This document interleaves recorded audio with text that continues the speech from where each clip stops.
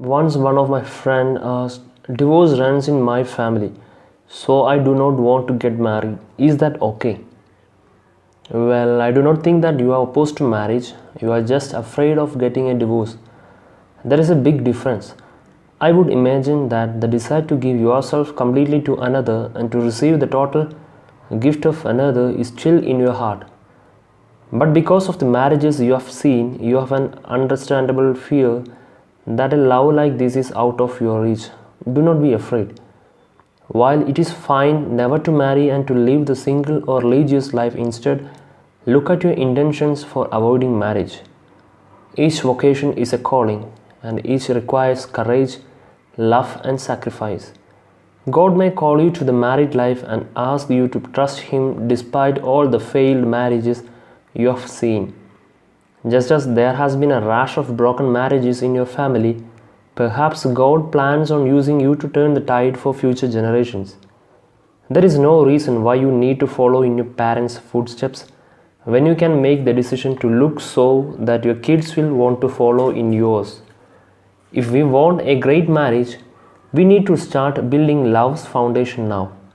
Unfortunately, most people seem to spend more time preparing for their wedding than they do for their marriage. If we start disciplining ourselves now, we will have a firm foundation on which to build a lifelong love. This is what I mean by preparation. While in high school, I spent countless hours in batting cages. On one afternoon, I hit 38 consecutive rounds with an 80-mile-per-hour pitching machine, which adds up to 684 swings. When I finished, my back was sore and I had blood blisters on my hand. But I did not mind because it was a time of serious training. You could have told me this was a repressive training and that I should free myself from it, but it was not.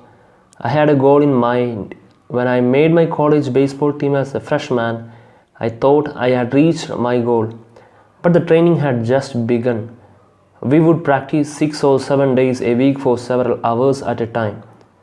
This preparation was essential if we ever hoped to have a successful season.